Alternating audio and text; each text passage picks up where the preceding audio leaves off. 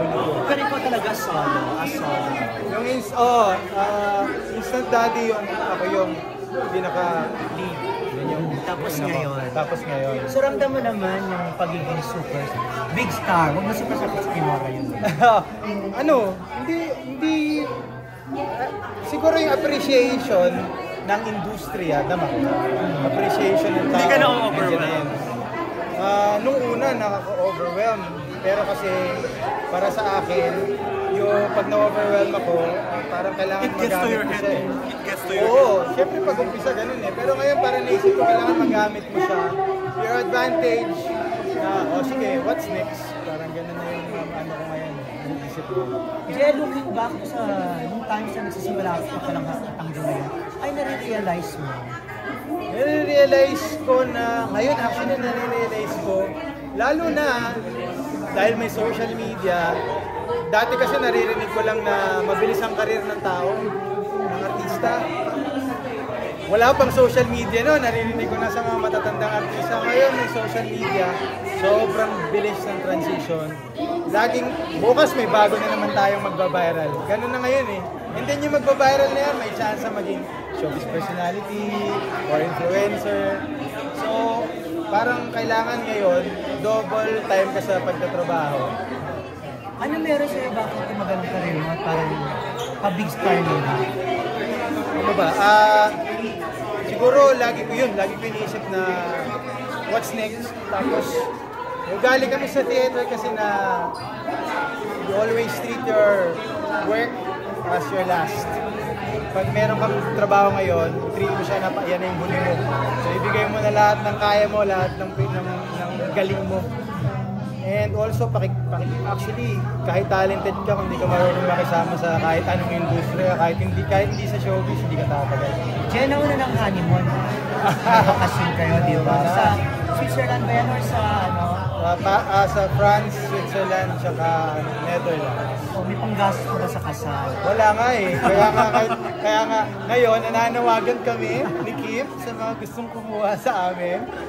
Hanggat may butas na schedule, senyo kami. Totoo ba yan? O joke-joke lang yan? Totoo rin po yan. Totoo As rin. in, naubos na? Hindi naman po naubos. May budget.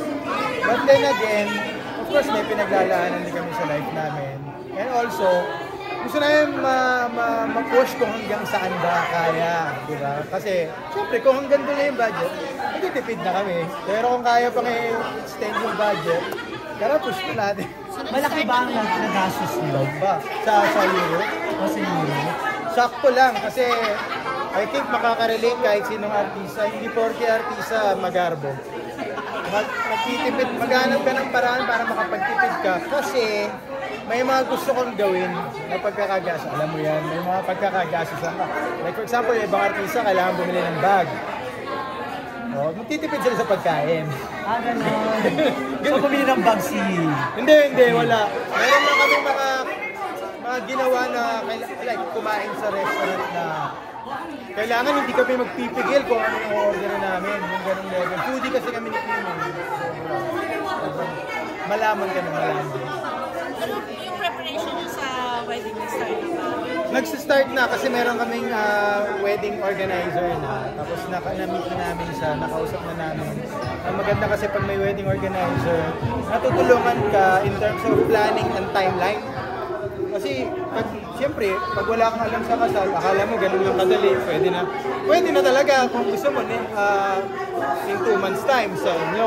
Pero yung organizer, sasabihin nila, kami naman yung may klapa. Pag ganun yung plano mo, kasi kailangan talaga tatayin pa yung gown mo. Yung venue, iba-block pa yung schedule. So, mga ganun. Sino mas hands-on sa inyo na sa mga... Siyempre si Kim. Ano talaga, bride talaga mas hands-on eh. Bride talaga mas hands-on. Pero kayo sinet na budget for the wedding kung nagastos? Wala eh. Wala pa kaming sineset na budget kasi nakabase kami muna. Sineset muna namin kung sino yung imbitahin. Kasi pag dumami yung imbitahin, lalaki yung budget. Pag konti lang yung imbitahin, sakto maliit lang yung budget. May detalye na ba? May konting detalye na... Kung saan, kailan? Yung kung kailan, probably baka hindi muna anytime soon kasi pag-iipunan pa. Kasi gusto namin location wedding. Next year. Next year siguro location. Beach by Cove. Yeah, sometime. Sana. Yung about sa pelikula, social commentary ba? Hindi naman na, well, yes, of course, meron social commentary. Yun naman lagi ang pinapahawatig ng mga satire, comedy and black comedy. May napapangga kasi ng moral. So, yun yung maganda eh. Ano reaction mo dun sa mga satire? May na-offend sa joke na ganyan? Eh, kagaya nga ng sinasabi ng maraming komedyante sa buong mundo, pag na-offend ka, hindi para sa'yo yung joke. Yeah. Tsaka, minsan yung truth talaga nakakatawa eh. Either masakit o nakakatawa. Pero ikaw, ready ka na ba sa family life? Ready na. Pag pinagkaloob ng Diyos, automatic ready na. Hindi mo kayo family planning or parang... Hindi pa naman, wala pa naman doon. Pero kung ipagkakaloob ni Lord, ready na kami kasi nasa edad na kami. Tsaka, I mean, I think it's a time naman for us.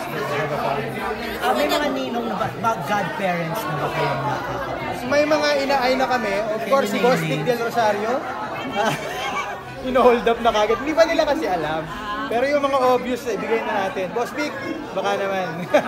Tsaka kung sino-sino pa sa mga malalapit sa industriya. Sino makikita namin sa wedding na malapit sa'yo? Ang mga artista? Well, nakausap namin si Ruro kasi at saka si Bianca. Sobrang close namin. Tapos nagkaroon kami ng biroan ni Bianca. Kasi congrats sila Bianca sa premiere night ng Balota nun eh. Tuwan-tuwa. Kasi sobrang close talaga kami nila Ruro. Na hindi alam ng lahat eh. Tapos sabi ko, baka naman kung ayaw ka mamilit kasi artista kayo. Tapos siyempre yung karir nyo sobrang lalaki. Kung gusto nyo, baka pwede kayo sa kasal. Oo naman, ganun yung sagot kasi ni Bianca. So, I mean, tapos si Bianca pa yung sumagot. Si Ruro kasi, madaling kalad ka rin yung barkada eh. Pag si Bianca sumagot. So yun, I think siguro, sana makikita natin si Bianca Ruro doon.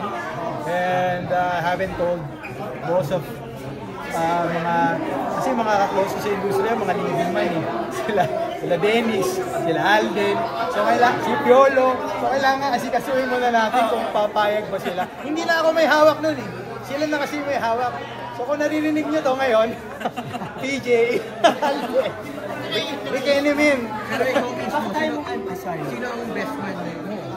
Ang best man ko, hindi ko pa masasabi ngayon, pero it's really a close friend of mine.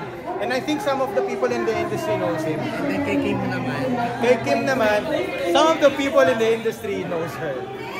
Ano ba gustong sabihan directly or personally sina Piolo, sina Dennis? Siyempre, sasabihan ko sila personally. Gusto ko lang talaga ng yung sincere. Para hindi nila masabi na, kasi mas malalaki ang artista eh. Sabihin lang yun, gusto mo lang, baka sisipin nila, gusto mo lang umingay yung kasal mo. Hindi, amin na, di ba? May mga ganong mga artista. Eh ako naman kasi, kaya gusto ko sabihin sa kanila, kung okay lang sa inyo. Kasi parte kayo ng buhay ko. Kilala namin kayo ni Kim. Alam nyo na ma-arte kami ni Kim dati, landian. Alam nila yun eh. Dahil si Alden, ni Alden yun. So, ngayon, I think parang deserve nila naman. Medyo magiging personal. Kasi di ba nag-live na kayo together? Yes. Parang, ano ba to? Makakatulong kaya sa pag nag-start na kayo ng family? Ako, I always say na hindi lahat pabor sa pag-live-in, especially mga magulang. Pero kung mapag-uusapan, of course, with the magulang, I suggest magsama muna kayo sa isang lugar. Kasi doon kayo magkakagulatan ng ugali. Yung ugali, kung willing ka mag-adjust, okay. Pero kung hindi ka willing mag-adjust, at least alam nyo na. Hindi kayo para sa isa't isa. Parang na-test ko na. Oo, yun yung sa amin kasi kami ni Kim. Nag-live-in kami, pandemic. Talagang lahat ng away ginawa namin. Hindi namin na-test kung patatagal ba ako dito. Parang ganun. Pagkawa ng Diyos. Ilang years na kayo? 6 years official, 4 years landian. 10 years. 10 years. Thank you po. Thank you.